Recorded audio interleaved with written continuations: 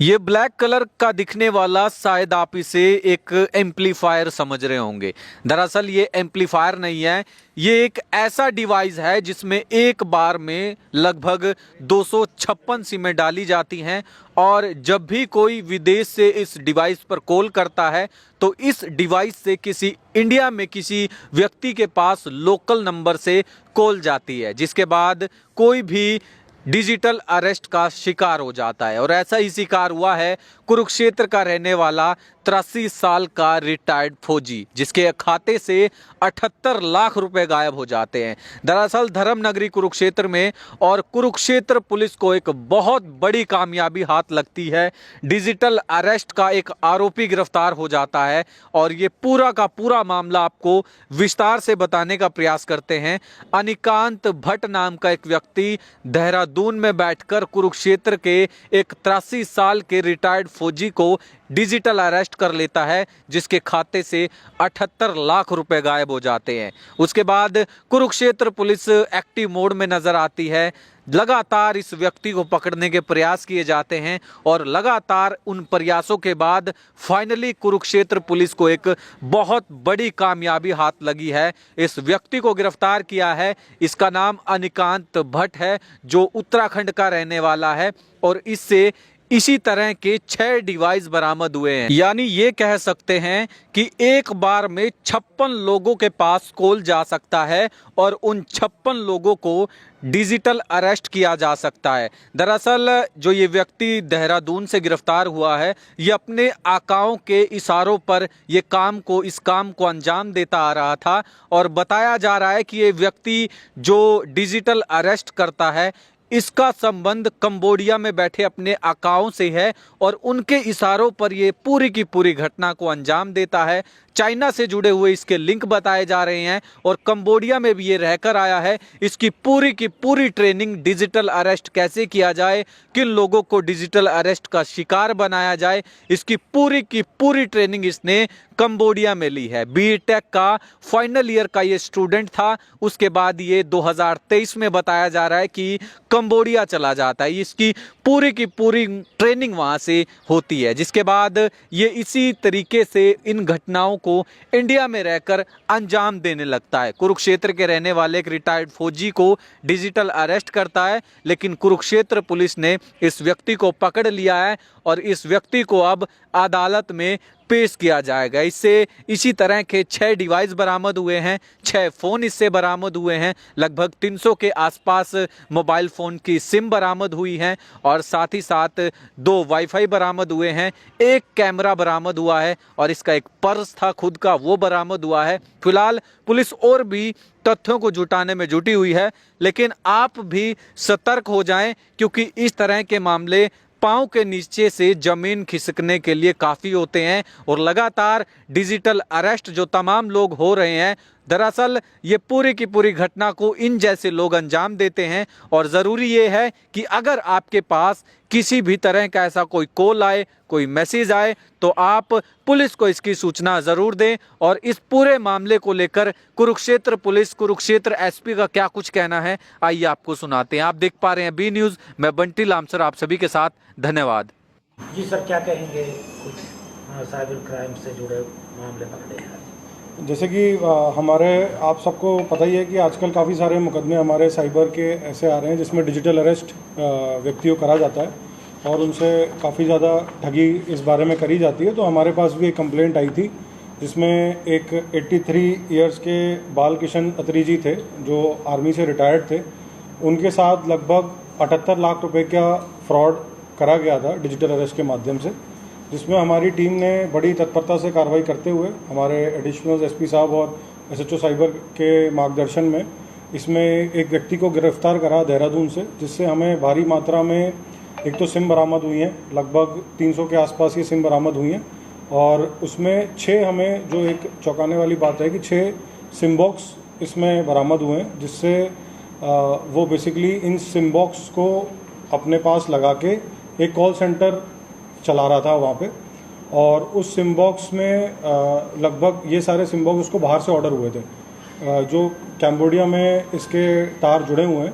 ये व्यक्ति 2023 में और 2024 में इससे पहले भी डिजिटल फ्रॉड में संलिप्त रहा है साइबर क्राइम में, और ये कंबोडिया से काफ़ी सारे अपने इस तरीके के पैतरे सीख कर आया था और इसको यही काम अब यहाँ पे करना था, जिसमें इसने कॉल सेंटर चालू करा। 6 बड़े बड़े सिम बॉक्स जो आते थे एम्पलीफायर के बक्से में बंद होके आते थे ये, कि ताकि किसी को भी किसी प्रकार का शक नहीं हो कि ये इसके अंदर सिम बॉक्स है, और उसको इलीगली एक टेलीफोन एक्सचेंज को ऑपरेट करता था यहाँ पे, जिससे कि कोई भी इंटरनेशनल कॉल को इस सिम बॉक्स के माध्यम से वो लोकल लोगों को कॉल करता था। तो कॉल करने वाले तो कैम्बोडिया के होते थे, लेकिन लोकल लोगों को जो कॉल आती थी वो उनको लगता था कि इंडिया नंबर से ही कॉल आ रही है, लेकिन फ्रॉड करने वाले बाहर बैठे होते थे। तो इसके कनेक्शन काफ़ी चाइनीज़ से भी निकले हैं, और जो सिम ये मंगाता था अलग अलग जगहों से, दिल्ली से, लखनऊ से, मध्य प्रदेश से, और भी कई जगहों से मंगाता था। तो ये काफ़ी बड़ा इसका नेक्सस है, जो हम और भी इसमें लोगों को अरेस्ट करने का प्रयास कर रहे हैं। और इसके अलावा हमारी साइबर की टीम ने और भी एक और मुकदमा था, जिसमें इन्वेस्टमेंट के नाम से एक आदमी से ठगी करी गई थी, जिसमें हमने 4 बंदों को अरेस्ट किया है जोधपुर से। और इस प्रकार से हमारी टीम ने पिछले 3 दिनों में 5 साइबर क्रिमिनल्स अरेस्ट करें। और ये जो सिम बॉक्स वाली वारदात है ये काफ़ी इंपॉर्टेंट है, क्योंकि इसके तार कैम्बोडिया से जुड़े हुए हैं, और इससे हमें और भी काफ़ी सारे खुलासे आगे होंगे।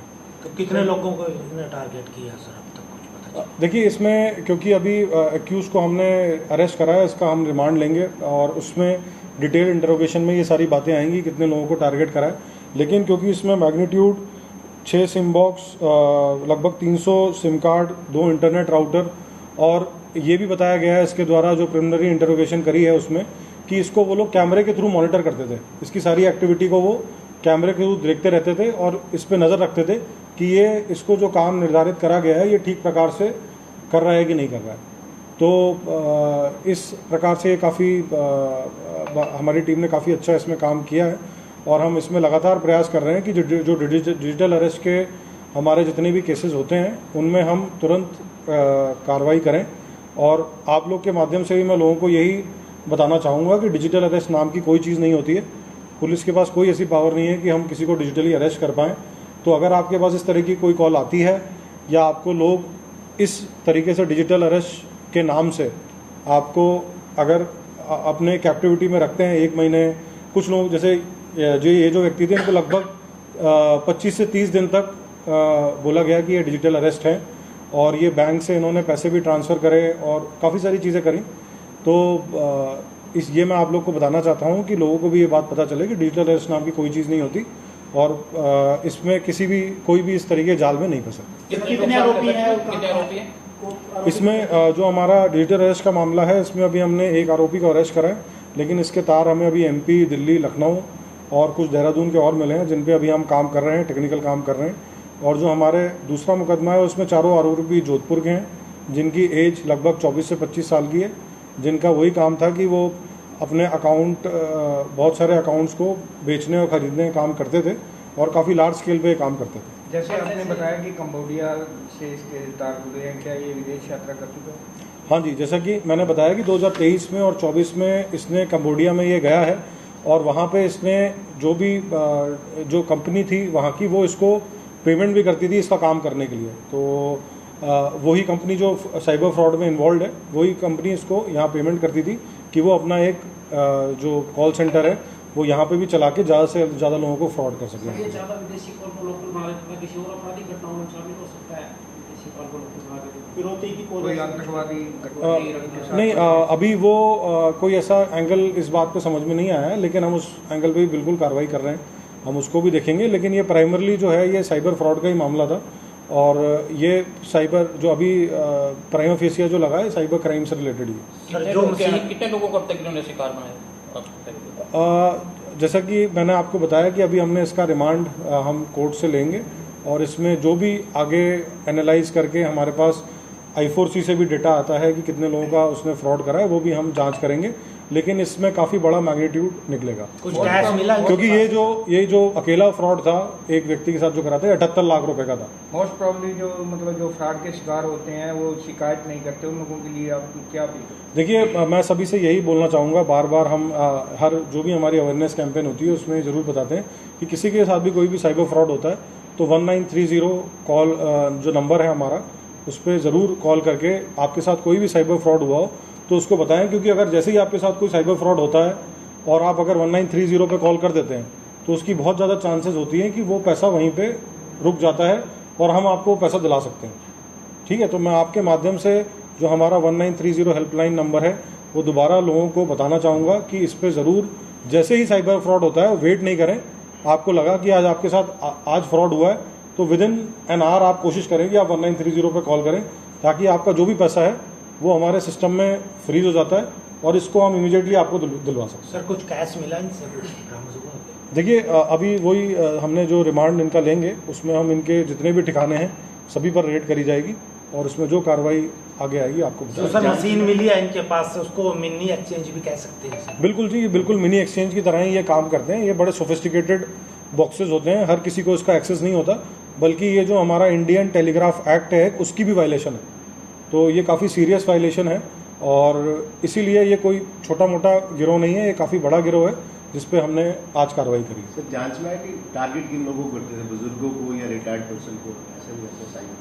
देखिए जैसा कि मैंने आपको इनकी प्रोफाइल बताई, जो हमारे कंप्लेनेंट थे ये बुजुर्ग भी थे और कहीं ना कहीं इसमें ये चीज़ ज़रूर लगती है कोई ना कोई बैंक ऑफिशियल भी इन्वॉल्व हो सकते हैं जो इस तरीके का डेटा साइबर फ्रॉडस्टर्स के साथ शेयर करते हो। तो उस पहलू पे भी हम बिल्कुल जांच करेंगे कि जो हमारे कंप्लेनेंट थे उनकी इन्फॉर्मेशन इन साइबर फ्रॉडस्टर्स तक कैसे पहुंची। सर जो ये मोबाइल सिम्स निकली हैं इनकी खुद की आईडी पे हैं या किसी और? नहीं, ये सारी बिल्कुल अलग अलग आईडी से हैं। मतलब इनका काम ही यही है कि ये मतलब जो लेबर तबका होता है या फिर और जो वर्कर्स होते हैं उनकी आईडीज़ बनवा के इकट्ठी खरीदते हैं और इकट्ठी इन लोग को बेचते हैं और फिर ये लोग उसका मिसयूज़ करते हैं। अकाउंट की बात करें, बैंक अकाउंट जैसे ये दूसरों को यूज करते हैं कि अपने देखिए ट्रांसफर करते हैं पैसा? देखिए जो बैंक अकाउंट्स होते हैं वो भी जिस तरीके सिम कार्ड फर्जी होते हैं उसी प्रकार से बैंक अकाउंट्स भी मोस्टली म्यूल अकाउंट्स ही होते हैं। तो उन म्यूल अकाउंट्स के माध्यम से ये लोग लोगों के 2-3 हज़ार रुपये का लालच देके, अगेन जो लेबर क्लास होती है हमारी या वर्किंग क्लास होती है उनको झांसा देके 2-3 हज़ार में उनके ATM कार्ड और अकाउंट्स की डिटेल ले लेते हैं और उन्हीं से फ्रॉड करते हैं। सर अगर इनकी एजुकेशन की बात करें या कोई ऐसा है कोई IT से स्पेशलिस्ट हो या कुछ? देखिए जो इसमें हमने अभी जो देहरादून से लड़का पकड़ा है वो बीटेक में सेकेंड ईयर में उसने ड्रॉप आउट किया था, तो ऑब्वियसली कहीं ना कहीं वो टेक्निकल बेंट ऑफ माइंड तो है ही, प्लस लेकिन जो उसको मेन ट्रेनिंग मिली है वो जैसा कि मैंने बताया कैम्बोडिया से मिली है और जो उधर भी उसने इसी टाइप के जो फ्रॉड्स होते हैं कि लोगों को बहला फुसला के पहले तो उनसे जैसे बातचीत करते हैं, जो हमारी मैट्रिमोनियल साइट्स होती हैं उन पे लोगों से बातचीत करते हैं, फिर एक बार जब आपस में उनकी बातचीत हो जाती है 1-1.5 महीने, फिर उनको इन्वेस्टमेंट के लिए फोर्स करते हैं। तो उस टाइप की गतिविधि में कहीं ना कहीं ये कैम्बोडिया में इन्वॉल्व रहा है।